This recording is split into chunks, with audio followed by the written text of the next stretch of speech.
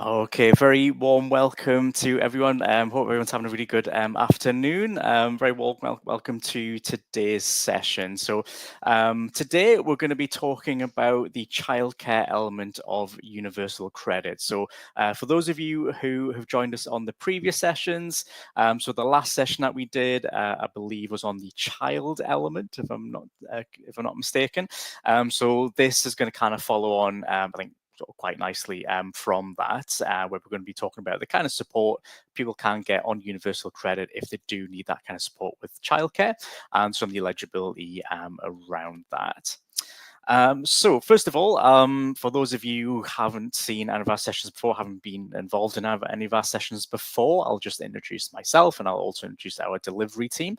My name's Chris. You can see a picture of my face there on the right-hand side of the screen. I think it should be shown that way for you guys. And that's my colleague there, Gareth, as well. So we're the trainers here at Society Matters.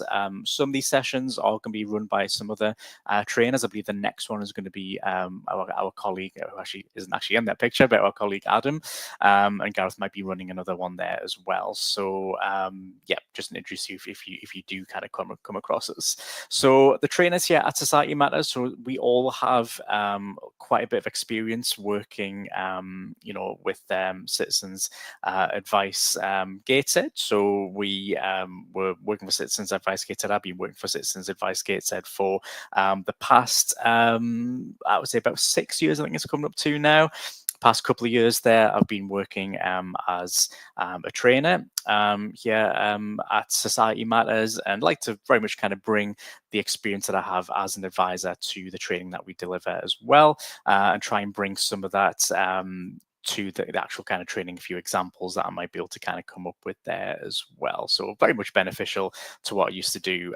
When I was an advisor, did a lot of work on universal credit, so there's not a lot that I don't really know about universal credit. So if you do have any kind of questions as we go through, particularly when it comes to the childcare element, please go ahead and let me know. Just pop any comments into the chat and I'll do my best to answer those for you. Right, okay, so this is what we're going to be going through in today's session. So we've got about 30 minutes, so we're going to cover all of this. So first of all, we're going to have a look at where the UK is generally in terms of childcare costs at the moment. So childcare costs, the cost of childcare has risen. So we'll have a little look at a few kind of stats around that, give everybody a bit of an idea of kind of where we are at the moment. So next, we're going to have a look at the childcare element. So this is where we're going to introduce the childcare element, going to break down some of the eligibility around that element as well. And we'll also talk a little bit about things like evidence, what you need to provide. When you do, I look to kind of when you get the childcare element universal credit, there's a lot of evidence you need to provide when it comes to receipts, because it is paid in arrears, and to show that it is registered childcare as well. So we'll kind of break down a little bit of what you could potentially use. We'll talk a little bit about the flexible support fund as well. This is something that can help support people with those upfront costs of childcare. For the childcare element, because of the fact that it is paid in arrears, not everybody has those upfront costs. So this is something that could help support people who are perhaps financially a little bit worse off, who might potentially struggle a little bit with those costs to begin with. And we'll have a little brief look at other childcare support that's available. So I won't go into too much detail on that, because obviously it's not what we're here to talk about, but I'll just kind of briefly mention some of that. And we do have a few links in the handout that's being provided with this session, which goes into a bit more detail. So if you can't get the childcare element universal credit, this will kind of go into a bit of detail about what else is available out there that you could be able to get. So we'll just kind of touch on that very briefly towards the end. So first of all, for those of you who maybe haven't taken any of our sessions before, or seen any of our sessions on YouTube, we'll talk a little bit about what we do as an organization. So we are Society Matters. We are a trading subsidiary of Citizens Advice Gateshead. So as mentioned before, I worked for Citizens Advice Gateshead for about sort of 5 or 6 years. And they are basically kind of like our sort of partner in a way, like our kind of sister company that we work with. So we provide quite a bit of training to the staff at Citizens Advice Gateshead, but also all of these organizations up and down the country. So we do travel up and down the country. We deliver training online as well to a lot of different organizations on various things: welfare benefits, housing, immigration, debt. We've got a lot of different courses on that. There is a link, I think, in the handout as well to our webpage. So we do quite a lot of open courses. So if anybody is interested in signing up to one of our courses, have a look through those, see if there's anything that maybe you'd like to brush your knowledge up on there as well. So quite a lot of the profits that we do make from the training that we deliver, so if we do ever make any profits from this training, that does go back into the charity. So it goes back to Citizens Advice Gateshead, and it's there to help to continue fund all the kind of great work that they do at Citizens Advice Gateshead, and of course to fund any projects there and projects that we do here at Society Matters as well. So very much invested back into the organization. Okay. Right. So first of all, so sorry, I know that's cut off slightly with the logo there, but this is a discussion. First of all, we're going to talk a little bit about the rise in childcare costs. So don't know how aware people are of this, but the cost of childcare has really kind of shot up in the last, I would say, kind of like certainly kind of 10 years, like maybe sort of 10, 15 years there, really. So the graph that you can see on the screen, now this is something that sort of displays where we have been. So the cost of childcare really has sharply risen. The graph just shows like the rise of this is in sort of full-time sort of care as well. So according to analysis from the Trades Union Congress, the cost of childcare in the UK has risen by roughly £2,000 a year higher than it was back in 2010. So we can kind of see that steady rise there in the graph, which is quite shocking, I think. I don't know if anyone's kind of surprised by that, if anyone has any knowledge of sort of like, how costly childcare is at the moment. But if you do factor in sort of like the impact of, for example, like the cost of living crisis, which of course we are still very much kind of living in, this is something that is seen to be like a real struggle for quite a lot of families there at the moment. So the TUC, so it also kind of showed that the average annual nursery bill for a family with a child under 2 years old had increased by 44%. So that's almost kind of like half really since 2010. And this was from £4,992 to £7,212 in 2021. So from 2010, 4,992 to 2021, 7,212 there. So further to that, so the average cost of sending a child under the age of 2 to nursery in Great Britain. Now, these are the kind of costs. I think these we've taken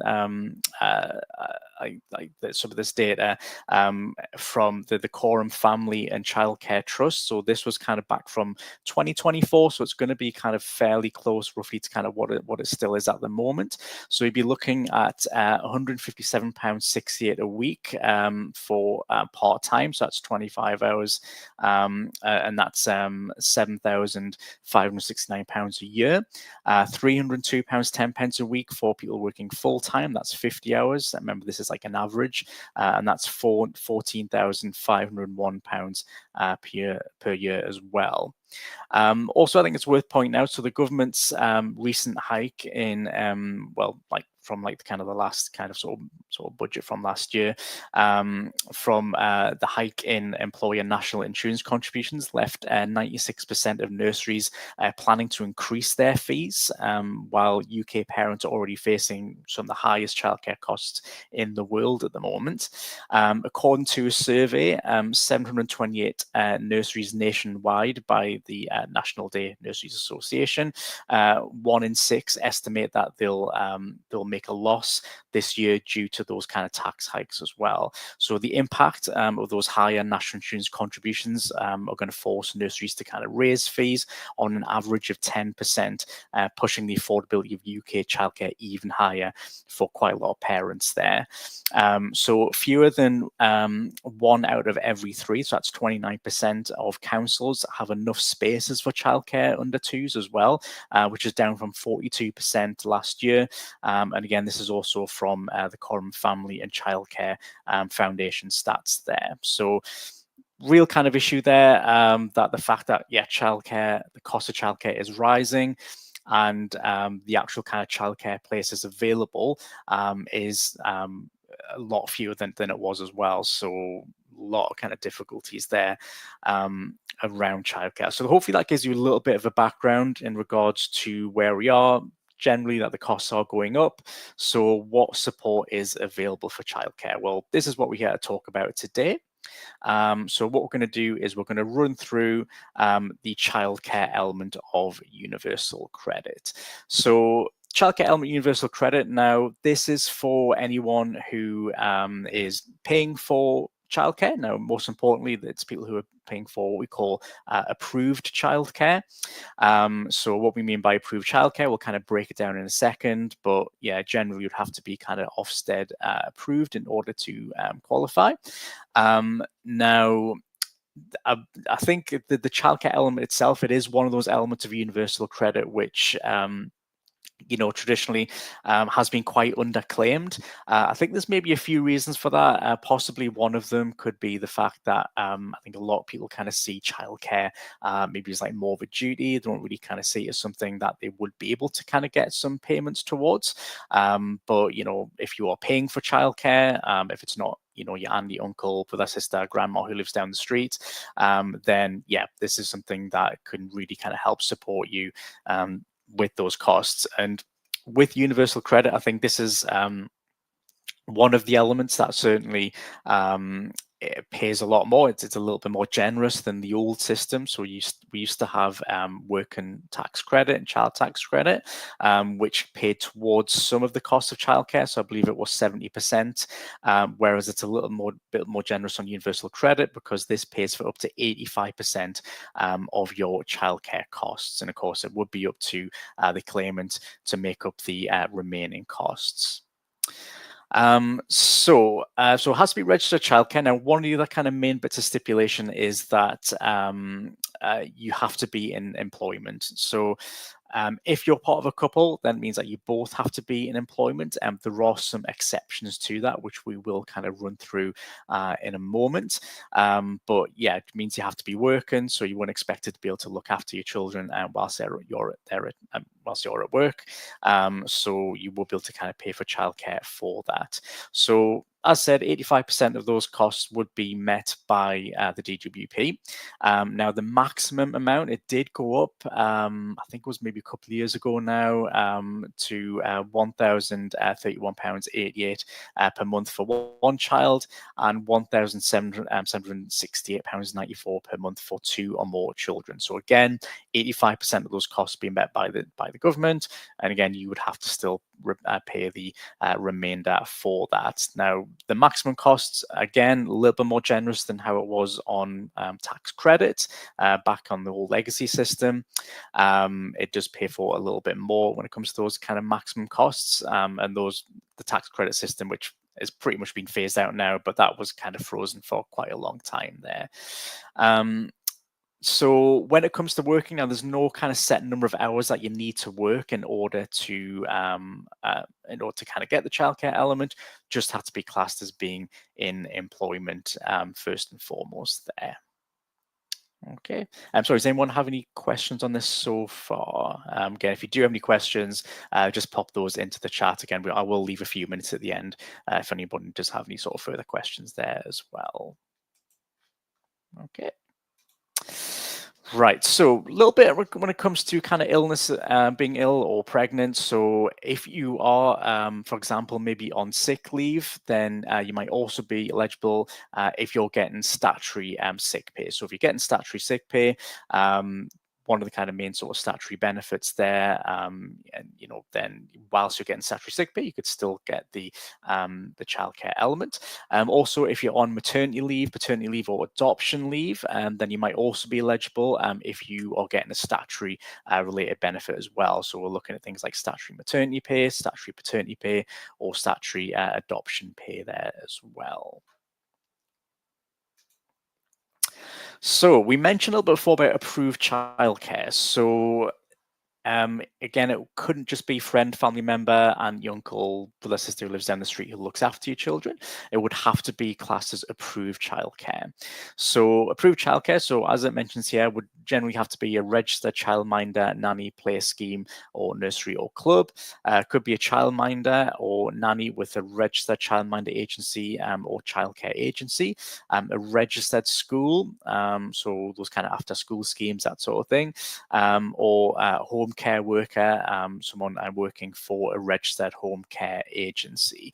So generally, we would probably say, yeah, if they are kind of Ofsted approved, then in those circumstances, you would be an approved childcare minder, and you will be able to kind of claim the childcare element for that. Right. So when it comes to rules for couples, so there could be situations where, for example, you are part of a couple. So on universal credit, of course, you can have a joint claim, and it might be that one of you is working, but the other one isn't. Now, usually that would mean that you wouldn't be able to get the childcare element. So both of you would have to be in work if you are claiming as a couple. Now, there are some exceptions to that. So those kind of exceptions would fall under, for example, say that you're working, your partner doesn't, but your partner isn't working because they have a limited capability for work. So they have like a health condition, a disability that prevents them from working, but also would prevent them from being able to look after their child at home. If that is the case, then yeah, you should still be able to get the childcare element. Also, if they are a carer themselves, so if they're a carer for a severely disabled adult or severely disabled child, so if they're essentially kind of caring for someone else, and because they're a full-time carer, they won't be able to take the care of the kids at home. And if you're a carer, then you wouldn't have to be an active job seeker on universal credit, or you wouldn't have to be in employment. Then in those circumstances, that there is an exception where you would be able to get the childcare element as a couple. And also if they're temporarily absent from the household. So for example, that could be if they're temporarily in custody, if they're in hospital, or if they're in residential care away from the home and therefore can't look after the children, then you could receive the childcare element in those circumstances. If you don't fall under any of those exceptions, though, then you would both have to be in employment in order to receive the childcare element as a couple there. Okay. So any questions on that so far, by the way? Again, just stop me if there is anything anyone would like to know as we are going through there today. Okay. Great. So a few words there. I don't know if this is loaded up correctly on the screen. It's looking a bit strange on my side. I think hopefully everybody can see that. Please give me a shout if you can't see what's on the slide there. But next we can have a look at evidence of costs. Now, one of the things about the childcare element is that it is effectively paid in arrears, which means that you would have to provide the costs up front, first of all, and you would need to provide evidence of that as well. So first of all, you'd have to provide evidence to show that this is a registered childminder or childcare provider. So you will kind of need to, maybe show invoices. So that might be an invoice that's showing kind of the name of sort of a registered childminder, nanny, play school, play scheme, or nursery. or club. Could be a childminder or nanny with a registered childminder agency or childcare agency. Could be a registered school, home care worker working for a registered home or care agency. You need to provide evidence for that, and this is all part of the sort of approved childcare there. But definitely things like kind of invoices, any payments showing kind of dates of childcare that you paid, how much you paid, the date that you made that payment, any sort of bank statements, receipts from the provider, invoices themselves would always be kind of the best thing to provide. And you have to upload those to your Universal Credit online journal. So again, you can show that the registered provider, but also so you can get those costs reimbursed back to you, because the fact that it is kind of paid in arrears, you have to pay that first, show them the receipts, the invoices, and then you'd get 85% of those costs reimbursed the following month there. It does mean that you'd have to have those upfront costs to begin with, but we'll look in a second at what you can do if you need some support with that as well. Okay. Right, so speaking of that, we'll talk a little bit about the Flexible Support Fund. So I don't know if anyone here is familiar with the Flexible Support Fund. So this is essentially it's a discretionary fund. Now, when we say discretionary, again, means that you're not going to be guaranteed to get these payments, but it's a fund, various things, and to help support people with various schemes. So people who are living in sort of deprived areas, people who maybe need some support with kind of travel expenses to get to work, maybe help support with kind of training courses. It can provide some financial support to get clothing for interviews. But, most importantly, because of what we're speaking about today, it can provide you with support for some of those upfront childcare costs. So we did mention that the childcare element is paid in arrears. So it could be that you might not have enough funds to kind of cover those upfront costs to begin with. So at the beginning of your claim, you could see if you can get this flexible support fund to help kind of pay those costs. So to pay the 85% of those costs. The remaining 15% of those costs. 85%. And then you get those reimbursed all those costs there. And then it'd be the full amount that you'd have to pay it to begin with.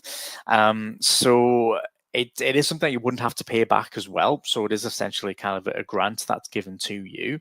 And it is at the discretion of your work coach. That's how you would apply for it. You'd have to speak to your work coach at the job centre, and then they would be able to kind of let you know if you would be able to qualify for the flexible support fund. So generally, if you are kind of struggling, to kind of to get by, and you're not going to be able to kind of pay those costs, then they would have to fill in what's called an FSF3 form, and you would have to kind of fill that in with their support, and then they'd look to be able to see if they can kind of help you with those costs.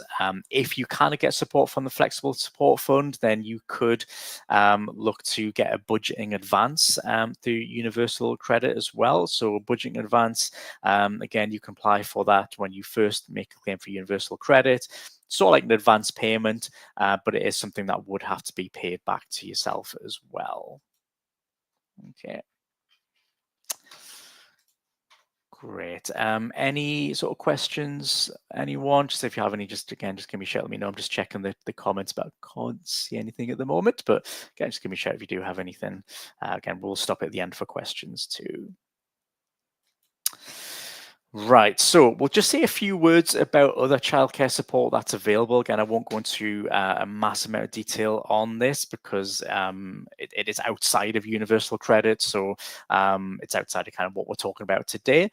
But if you don't qualify for Universal Credit, if you can't get the childcare element of Universal Credit, then there is other support available. Now, what I would say, I've got this link in the handout as well, but the Childcare Choices website on gov.uk is a really kind of useful website to visit, and that'll let you know, it'll tell you about all the different types of childcare that's available through gov.uk. So that's things like, tax-free childcare. You can get support with free childcare for children aged between 3 and 4, for example. There's some helpful links there. That's in the handout. That's on the slide there as well that you can have a look through. We also have the childcare calculator, so there is a link in the handout for that as well. So the childcare calculator is quite useful, so anybody can use that to find out how much you might be able to get towards approved childcare. Again, it does still have to be approved childcare as well. So if you put all your details, all your information into that childcare calculator, it'll come out at the other end and let you know exactly what you'd be able to get for support there with childcare. So that could be, again, through free childcare for also for free childcare for children aged between 2 and 4. For 2-year-olds there. Also help with childcare costs if your child is under 16 or under 17 and disabled. So there is like additions for like kind of disabilities there, children with disabilities as well. So yeah, a lot of support that's available outside of this. But again, if you can get the childcare element, that's going to give you really the most financial support, because it does pay for 85% of those costs there. Okay. But again, there is some information in those handouts about that, so have a look at that if you want to have a look at any other information on childcare. Right, so that just brings us to the end. So we can obviously stop now for questions as well. So we'll just kind of quickly go through what we've gone through today. So these were today's aims and learning objectives. So first of all, we had a little look at kind of where we are at the moment with childcare in the UK. So remember, childcare, last 10, 15 years has really kind of shot up. People paying a lot of money for childcare at the moment. So the support that's out there is, very much kind of needed, I think, for a lot of people. And of course, like some of the kind of spaces for childcare, has been going down as well. And a lot of kind of places having to put up their costs, unfortunately, at the moment too, because of the rise in national insurance contributions. We also had a look at what the childcare element is, so kind of just broke down what that was, talked about a little bit around the eligibility, generally what kind of evidence you would need to provide, and then we mentioned the flexible support fund. So if you're having problems struggling to kind of meet those costs, those upfront costs, you can get a bit of support with that fund there as well. And then we had a little look at other childcare support that was available as well. Got a few links in the handout if you want to explore some other options outside of universal credit. Right, so does anyone have any questions there? Anything anyone would like to know? We've still got a few minutes now at the end if anybody would like to kind of pop anything in. And again, just to let you know, we are going to be running another session. I believe the next one's going to be the 22nd of May, and that's going to be on the carers element. So if anyone is a carer themselves or knows anybody who has any clients who are carers, very useful, I think, webinar to kind of sit through there as well. A lot of information that will give you. And it's going to be my colleague, Adam, very, very knowledgeable on this subject. He's going to be kind of going through that with you as well. But if there isn't any other questions, then I just want to thank everybody once again for popping by. Anybody who's watching this, hopefully this has been useful for you. Please make use of all those kind of links and resources that are in that handout that should be posted in there. We'll hopefully see you guys again soon. And again, thanks for today. Hope everyone enjoys the rest of their afternoon there. Okay, thanks everyone.